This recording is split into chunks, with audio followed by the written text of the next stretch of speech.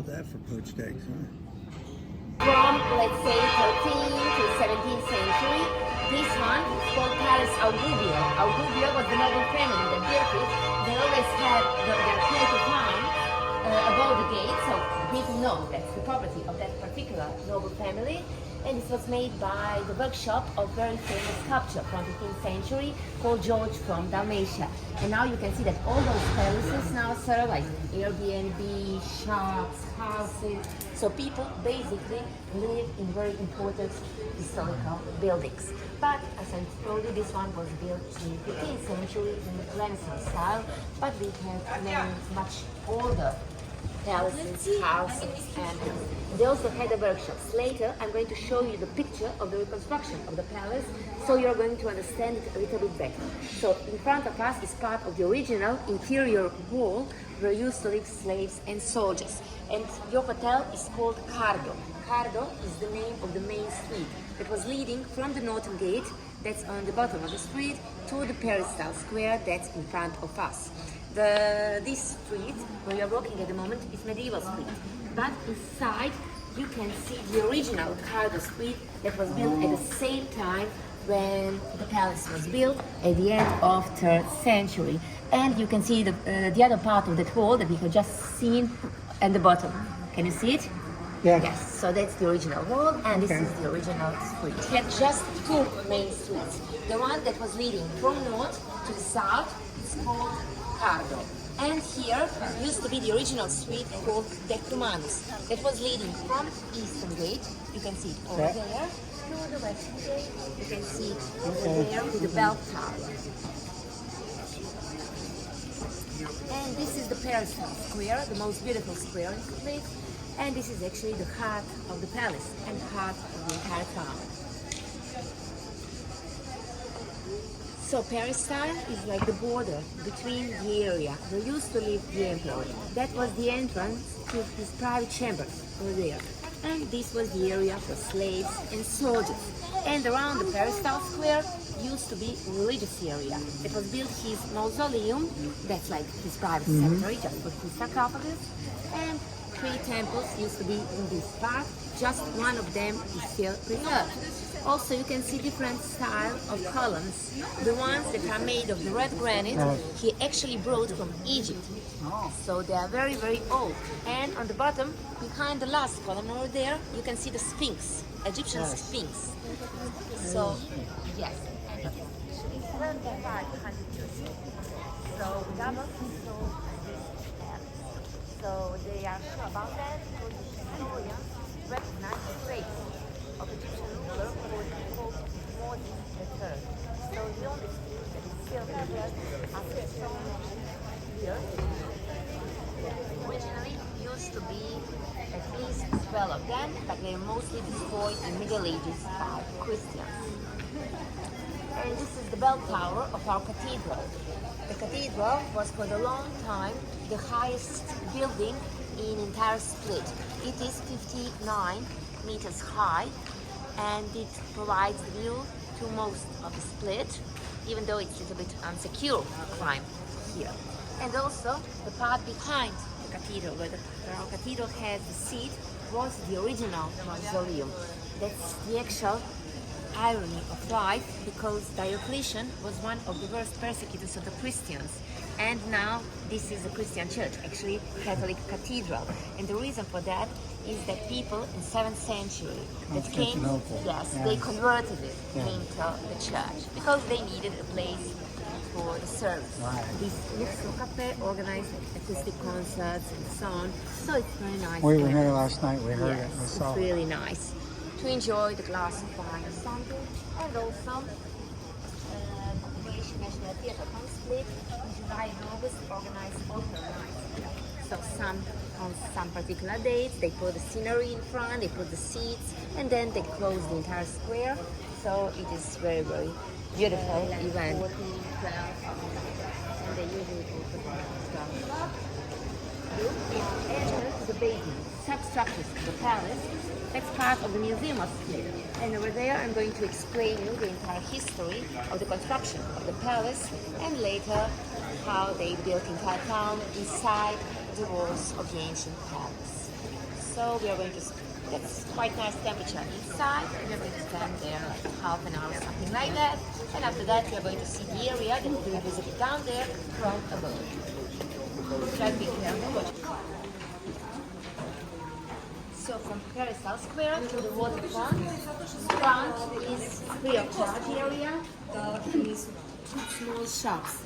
So this is actually the quickest way, the fastest way to get to the sea from interior of the palace.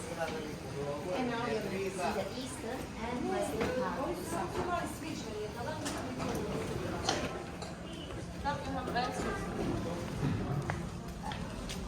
of Diocletian, this rectangular shape. And this is the system of defense that was built by Republic of Venice since 15th to 17th century. In the shape of the star. It was built as defense system because this area had many enemies, including the Ottoman Turks that invaded this area several times. But at the end, they never conquered Split. Now, Split is much bigger. This is also the part of Split. This is Peninsula of Marian. I'm going to show you this area from the waterfront. It's very nice. It's a parkwood protected area. And now Split stretches all this area here.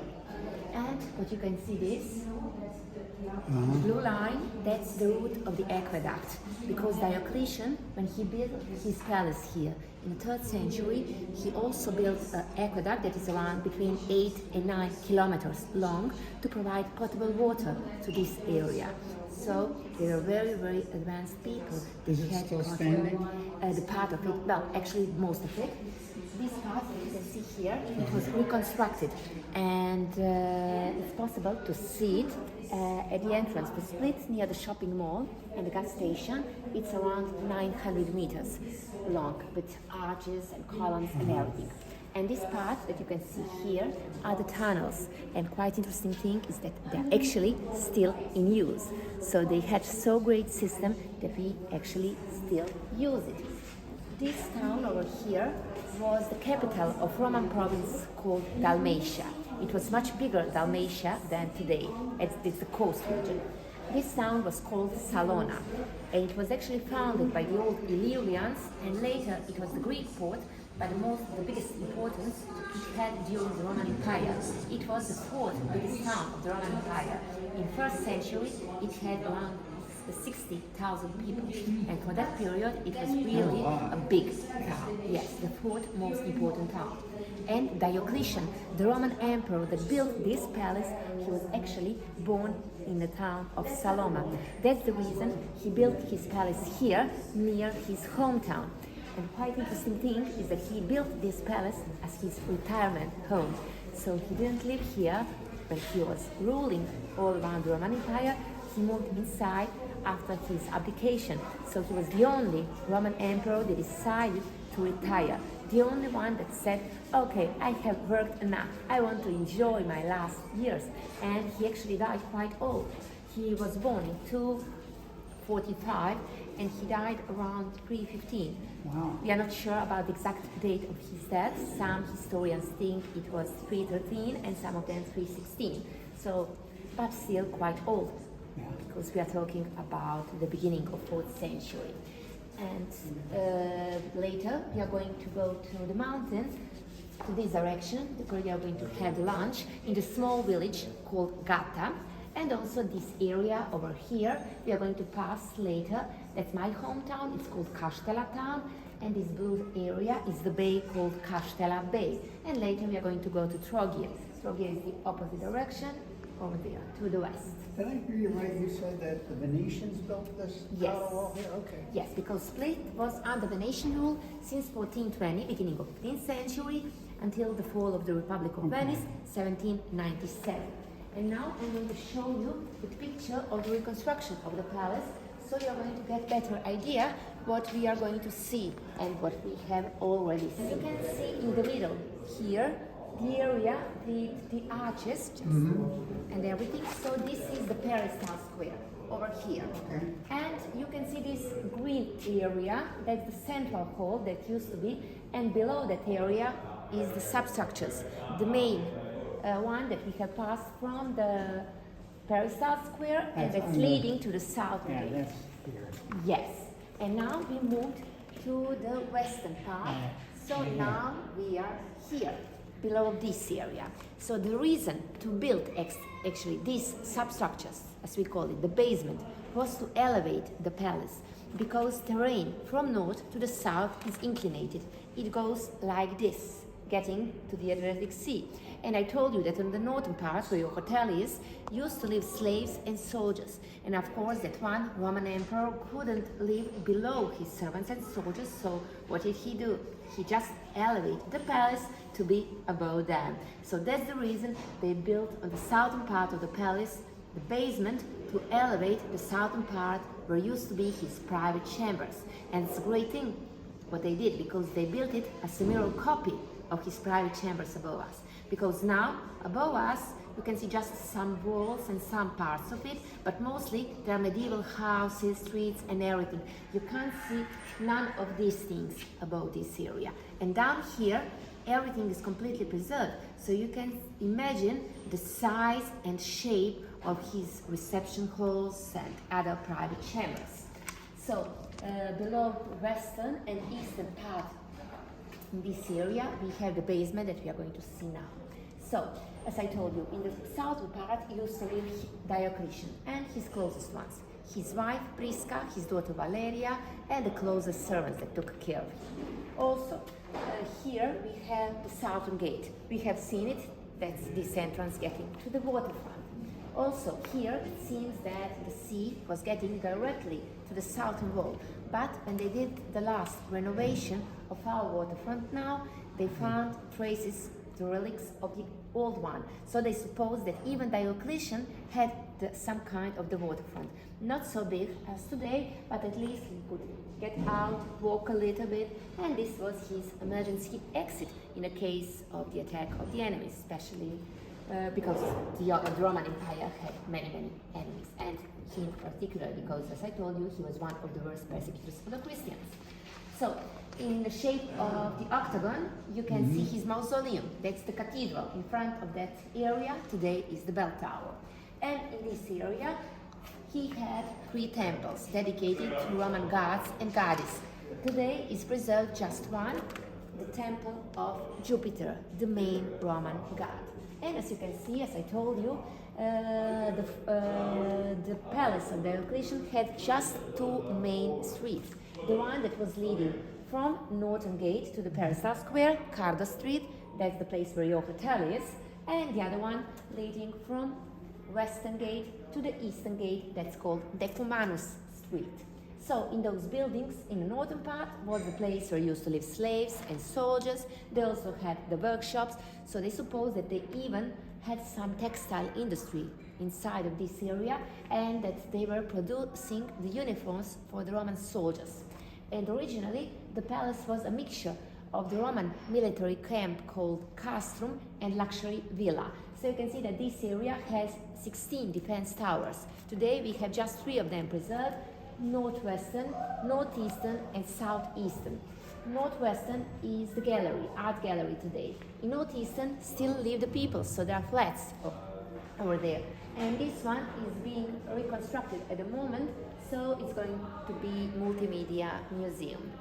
And now the gates that originally, as I told you, there were 4 gates, and all of them are preserved, even though the eastern gate was the only one that was reconstructed because it was destroyed during the bombardment in the Second World War. And now in the area of the palace we have a lot of small narrow streets, medieval houses, shops, bars, restaurants, taverns, cafes.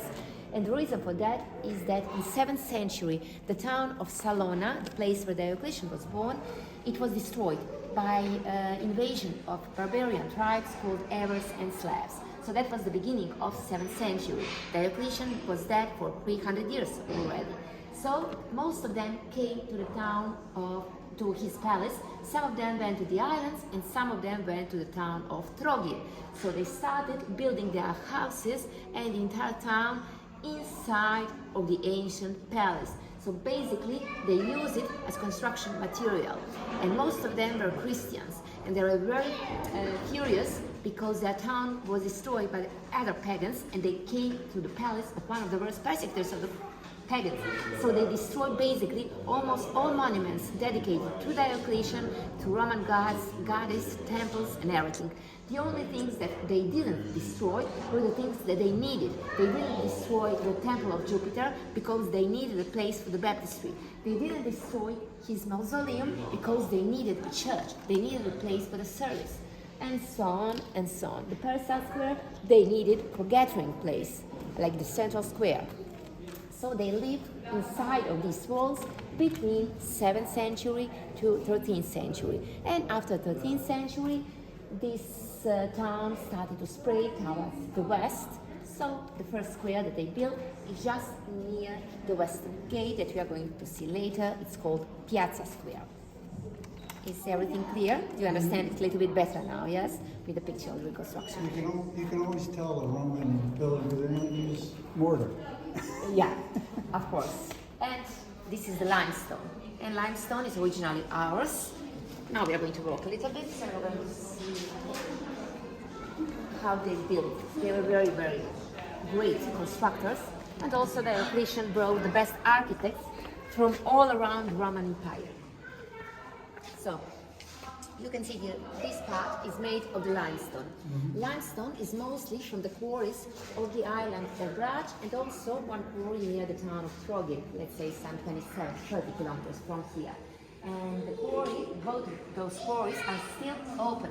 So we still use the same limestone, and parts that were quite deteriorated, you can see that they were replaced. But for example, this one is around 100 years old, and this one is more than 1700 years old. So originally, the palace used to be white, looked like that. They also used bricks for the construction, and bricks were mostly locally produced in the workshops of the town of Salona. And also, above us, a special kind of stone. So you have visited Plitvice Lakes. If you have had a guide here, maybe she explained you about barriers of travertine, tufa. So this is tufa, travertine stone, the stone from the rivers. For the purpose, Diocletian had guests coming from other parts of the Roman Empire. And if you have seen the series Game of Thrones, it was also filmed in this area. So this was the place where Khaleesi had her dragons. You can see some quite big halls. Can you guess what did they serve for? Maybe. Getting air in and out? No. But most of the people actually think that it was like ventilation or something. No. As I told you, since Middle Ages, 7th century, the refugees from Salona started building their houses above. So basically, they were not so advanced as the Roman people that actually had a sewer system and the potable water and everything. They just decided to dig holes about the southern part of the palace, and they used it as a waste pit. Can you imagine that? But that's actually what preserved this palace, this basement, that's completely original till now, because centuries and centuries of different sort of waste, construction material, organic, non-organic material, was thrown here. And they started with excavation work in 20th century. So it's something that actually preserved it. They got the idea to start with excavation works already at the end of 19th century, but it was quite a hard procedure. So here, So these holes here, are these for beams going across? yes, here you are going to see wooden beams. So they would put those wooden beams, these were found during the excavation works, to build the ceiling. So this was one of the wooden beams that was found during the excavation works. It's obviously petrified, the same as that waste over there. So you can imagine the hard work that all those people that did excavation works during the 20th century had, because this is a huge area, more or less like 8,000 square meters.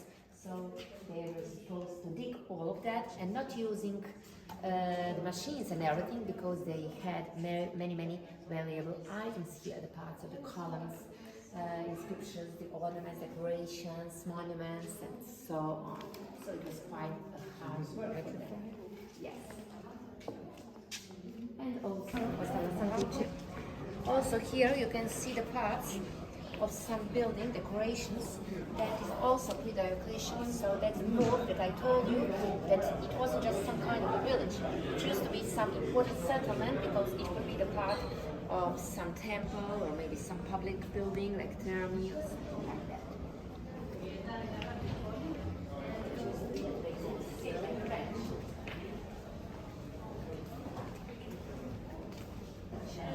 See, the ceiling is quite impressive. It's made of bricks, and below it you can see different reliefs that represent the scenes from the hunt.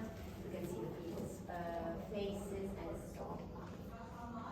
And here you can see also the parts of the columns, the capitals of different. Reason for that is actually Diocletian never ruled in Rome. He chose for himself the part of Asia Minor, that's Turkey and Greece today, and Africa, Northern Africa. So that's the reason when he decided to build his palace, he brought most of the material and the influence of that culture. He especially liked the culture of Persia also and Egypt. That's the reason he brought red granite and so on, and also a lot of sphinx.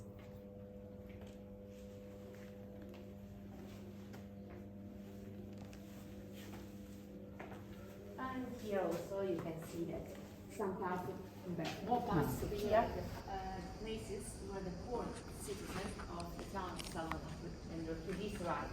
The rich people at first stayed in the imperial chambers, and the poor people at first they stayed here, but just in this part of the basement, because it is the only part that has a little bit of daylight. This used to be the dining room, not this, but above us, and that was called triclinium. Triclinium is actually the name on Roman for that sofa bed that they used for eating, because they were not sitting like normal people, they were laying, yes.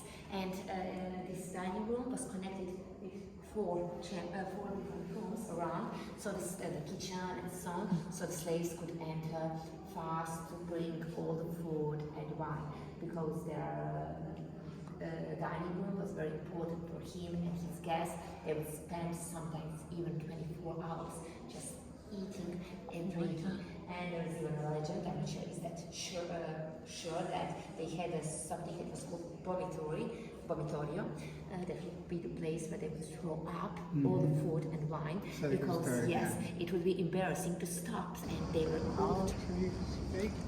Yes, also common cut laurel.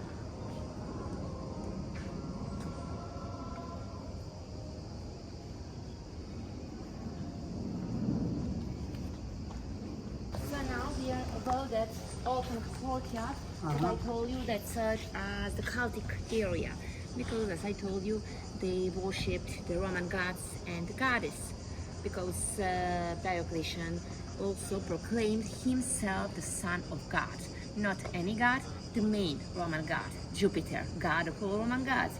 So that's the period when everybody was supposed to worship those gods. And the funny thing is actually that his wife and daughter, they were Christians, but they were protected while he was alive. But when he died, they were killed because of his laws. The whole family. And from here, the seagulls.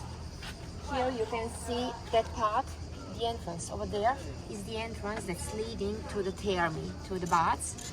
Unfortunately, it's not possible to see better from here, and you can see this is the area behind that improvised wall that we have seen down there. So they still haven't finished the excavation works of this area. Shape down there. Yeah. So we are at the moment standing in the dining room that was connected with the other rooms on each part of the world. On the northern, southern, western and eastern area. So that area behind, that's the eastern wall. In front of us is the southern wall. And it's quite interesting, especially when you see it from the outside, how since Middle Ages, when the people started building their houses, they basically used the wall, yes, as the wall of their homes. So they even opened the windows. Near the southern gate, he had like his private promenade with a garden, with a green area. So this is this area, and where you can see those parts of the wall, yes, so that's the entrance from the south to his private chambers, to this area that you can see. And he had the best view ever. They reconstructed the arches, and from there he had the nice view to the Adriatic Sea and the islands, because Croatia in general is a country with more than 1,000 islands. We say 1,244 is the exact number of the islands in Croatia. So he had the view to the most beautiful of them, Brač, Hvar, Šolta, when it's a nice day. So not the end of the palace, but just the big house that they built during the history. And in that area, that is actually the western part of the private chambers of Diocletian. Now we have plenty of small streets, courtyard, houses, Airbnbs, and things like this. And you remember that this area down here has a reception hall, reception hall, and area of wooden beams and so on. And now everything looks like this.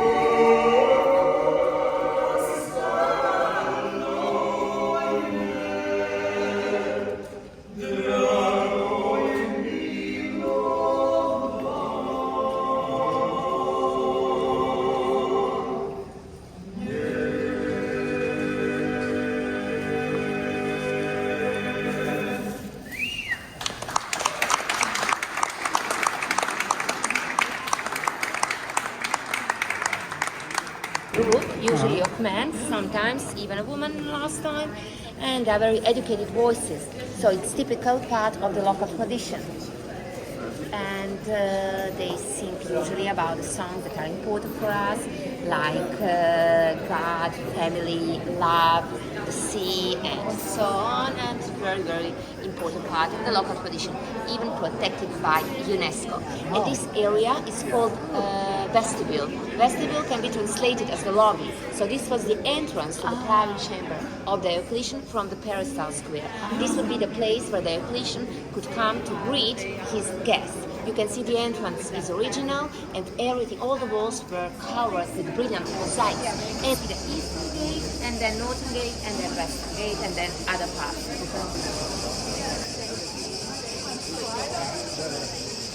And western gate were actually used just by the ordinary people.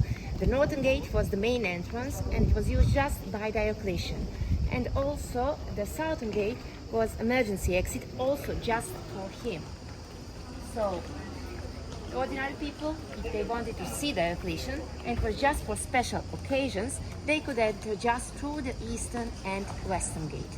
And as I told you, this is the only gate that was reconstructed, because it was completely destroyed in a bombardment in the Second World War, because the Germans and Italians entered here.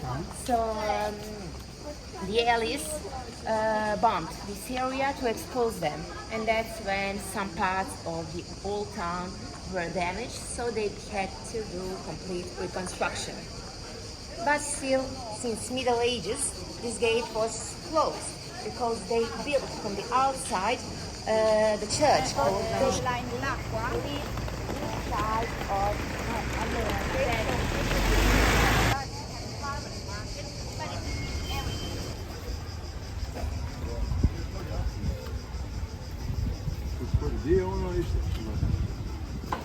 palace, and we have a lot of small narrow streets, and almost every house about history. In this house, the windows and the shape, it's obviously Romanesque style, so that means that it's at least between 11th and 13th century. because most of the houses that are in the center, the oldest one, were destroyed one time, the one that were built in between 7th and 11th century. And now the oldest houses are from 11th century. Originally, the palace that was built in 15th century by the noble family called Marulic. You can see their coat of arms. As I explained already, each noble family had their coat of arms. That was the symbol of that family. And inside of this house was born Marko Marulic. We call him the father of Croatian literature because he wrote the first book on Croatian language. He was a very educated man. He knew 7 languages and he was writing even on Latin, Italian, and so on. But for us is most important the book called Judith that he wrote in 1501, and he was born in 1450 inside of this Dalmatia. We call him Juraj Dalmatinac, and his workshop, the same one that did that lunette, if you remember, just when the first one that I showed you in front of your hotel, your palace. So that was also in 15th century. And since 1950, this is the museum of the town. However, the floor was not like this when the palace was built. It was like half a meter lower than now, so the gate was a little bit bigger than now, so you could even enter with carriages and everything. You can see 5 niches above the gate and around the lunette, so they suppose that in those two and in those two used to be the monuments of the patriarchs, again, Diocletian and the other 3 guys, and in the middle there used to be the monument dedicated to Jupiter, or his symbol, the eagle. Also, you can see that people live inside. The original windows were kept because they are the walls of the houses, and then they opened their windows all around. And the royal community, he was a bishop, lived in 9th, 10th century, and he wanted Croatian language during the service. Piazza Square. Actually, the official name is Narodni Trg. Trg means the square on Croatian language, so that could be translated as the People's Square. But actually, the People's Square, nobody calls it here, and that's the reason that the maps of the town, they have the names that the official call it, and the people from here call it, and the official name. So we call it Piazza Square, they're just Italian word for the square. This is one of the oldest libraries in the world. It was opened by the Jewish family called Morturbo, very respected Jewish noble family from here, in 1860. And all around you can see historical buildings. The first one we have seen Cambi from the 15th century. The one over there that was built in 14th century, we call it Cipriani Benedetti. It was built even in Romanesque style. You're going to see it a little bit better when we approach. Also, behind you can see Karagic. The house was built originally in 13th century, but later reconstructed in Renaissance style in 16th century. And the most beautiful palace is this one that was restored. So it looks very beautiful now. It was a governor's palace, actually rector's palace. Rector was the guy that was in charge for the town when it was ruled by Venetians. So it was built in 15th century as part of the bigger complex of buildings that were destroyed in 19th century because some of them were quite deteriorated. Because part of this palace were also the theater and also the prison. And for a long time, inside of this building used to be the City Hall of Split, and later the Ethnographic Museum, and now is the Art Gallery. You can see beautiful Art Nouveau building that was built at the end of 19th century, and again it was renovated a few years ago.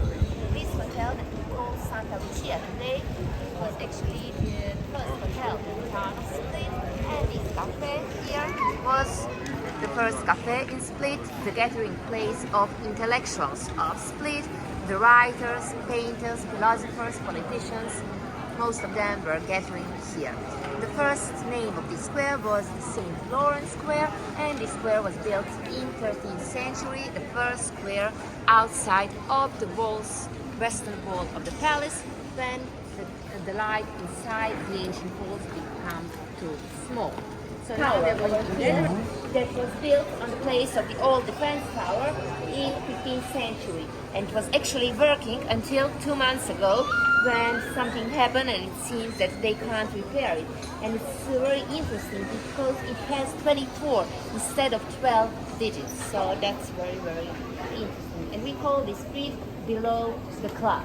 So again, the same thing, the double gate, the first one and the second one over there, and above the second gate again was the church. We call it Our Lady of the Bell Tower because the bell tower is still visible behind that window, and we have seen it also from Peristyle Square.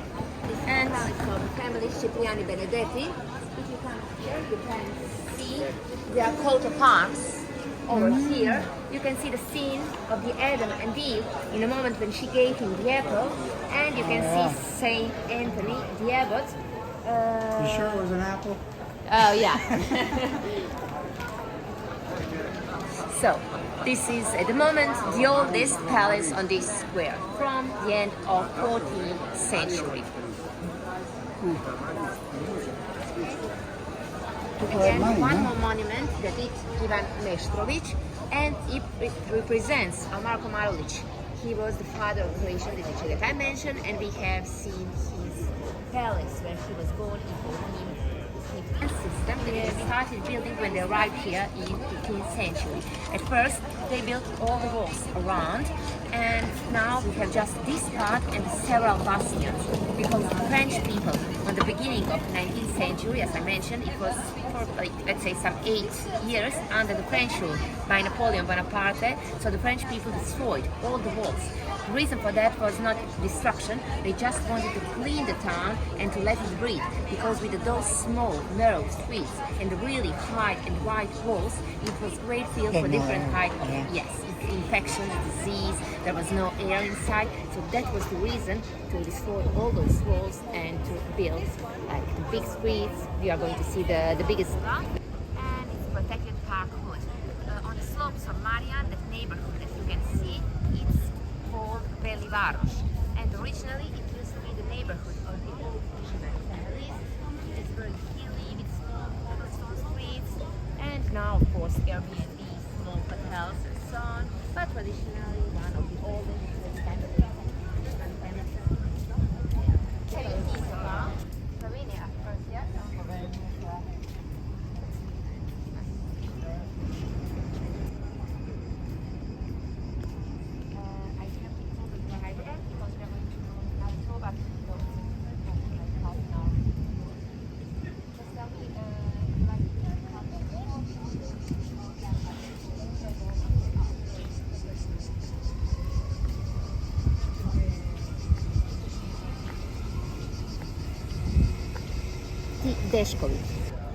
Baiamonti was the surname of the mayor of Split in 19th century that did a huge project for the biggest square of Split that we are going to see now. You can see the style is very similar of this, and the color and the arches of that buildings over there and his private palace.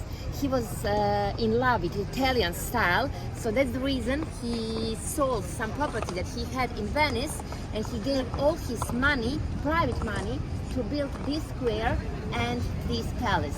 And at the end, he stayed without any money. He died poor and disappointed. So another noble family from Split bought it, Dešković family. So that's the reason we call it Palace Dešković Baiamonti. And is Republic Square. But everybody calls it Procurative, that's actually the Italian word for this kind of buildings with the arches. And as I told you, Antonio Baiamonti, the mayor of 19th century, did this project because style, but this is sulfur spa. You can see those words over there. It says Suporno upalište on Croatian language. That means sulfur spa. Sometimes with the wind especially, in this area, getting from this area to the sea, you can smell like bad spoiled eggs, sulfur. And sulfur is great for different kind of disease, skin disease, rheumatism, if you have problems with your back and so on. So it's basically the clinic, sulfur spa. They have a pool with that kind of water. So basically it's not a private one. The hospital, your doctor can send you here. And this building is a fish market, and it was built here because the flies hate the smell of sulfur. So that's the reason that they built it here. So possibly, I think, probably, this is the only fish market in the world that doesn't have flies and bees.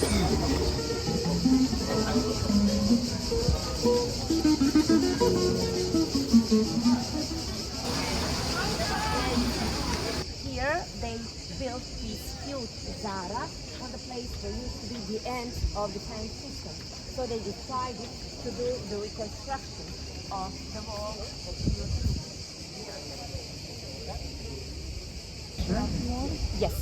In general, everywhere in Croatia, especially in the countries, we have carnival. That you have seen the building. It's also the yellow one. Yeah. In Zagreb, and also in Zadar and Rijeka, the most important, the biggest actually towns of Croatia have Croatian National Theatre. We don't have particular opera house, ballet house, so everything is just on one place. So, and most of the days it has shows, dances, theatre plays, opera, ballet, and so on.